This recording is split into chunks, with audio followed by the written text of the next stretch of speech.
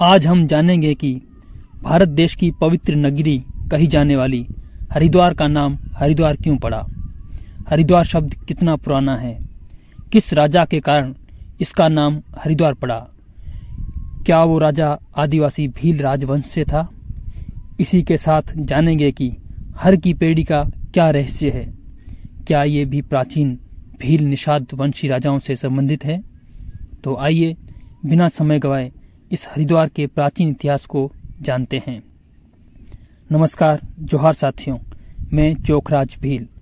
हरिद्वार को प्राचीन में माया नगरी, मायापुरी आदि नामों से जाना जाता रहा है और धीरे धीरे समयानुसार इस नगरी के नाम बदलते रहे। इसी के साथ 80-70 वर्ष ईसा पूर्व मालवा पर एक शक्तिशाली भील जाति का राजा शासन करता था, जिसका नाम गर्द भील था, जिसे कहीं कहीं गंधर्व सेन भी कहा जाता है। राजा गर्द भील अपने देश की रक्षार्थ विदेशी शकों से युद्ध लड़ते हुए वीर गति को प्राप्त हो गए और पीछे उसका बड़ा पुत्र भर्तहरि राजा बना। फिर किसी विशेष घटना के कारण राजा भर्तहरि के मन में वैराग्य उत्पन्न हो गया और भर्तहरि अपने छोटे सगे भाई विक्रमादित्य को उज्जैन मालवा का राजा घोषित करके खुद सन्यासी हो गया और विख्यात गुरु गोरखनाथ के मार्ग पर चला गया। इतने बड़े राज्य का राजपाट त्याग कर सन्यासी बन जाने के कारण भर्तहरि का लोगों के दिलों में मान सम्मान बढ़ गया। भर्तहरि राज्य त्यागने के बाद एक साधु के रूप में गंगा नदी के किनारे रहने लगा। रोज गंगा नदी में स्नान करता व वहीं ज्ञानवर्धन में लगा रहता। राजा विक्रमादित्य को अपने बड़े भाई भर्तहरि से बहुत लगाव व प्रेम था।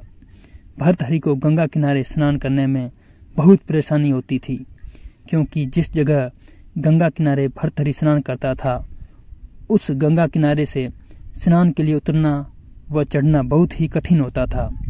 इस प्रकार अपने भाई भर्तहरि को स्नान के लिए रोज परेशान होता देखकर सम्राट विक्रमादित्य भील ने उस गंगा किनारे पर भाई भर्तहरि के लिए गंगा स्नान के लिए सीढ़ियां यानी कि पेड़ियां बनवाई।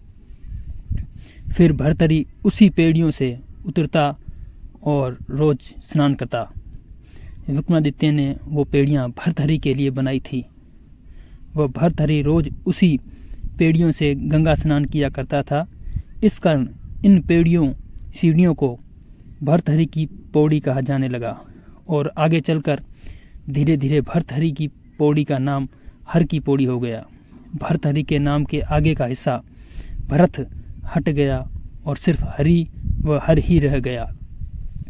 इस प्रकार भर्तहरि की पौड़ी का नाम बदलकर हर की पौड़ी हो गया। इसी हर की पौड़ी पर भर्तहरि का वास रहा। इस कारण इस स्थान को पवित्र माना गया और लोग यहाँ स्नान करना भाग्य मानते हैं व अपने पापों का पश्चाताप करते हैं। हर की पौड़ी गंगा किनारे महासाधु भर्तहरि का ही स्थान था व उस समय लगभग सभी लोग इसी हर की पेड़ियों से ही गंगा में प्रवेश करने लगे। इस कारण इस गंगा किनारे वाले पवित्र प्राकृतिक स्थान को भर्तहरि का द्वार कहा जाने लगा, जो आगे बिगड़ता हुआ सिर्फ हरिद्वार ही रह गया। इस प्रकार हरिद्वार नगर के विकास व उन्नति में उज्जैन के शक्तिशाली गर्द भील राजवंश का बहुत अधिक योगदान रहा। और भी ऐसी ऐतिहासिक जानकारियों के लिए इस चैनल को सब्सक्राइब करें। जय जोहार, जय भारत।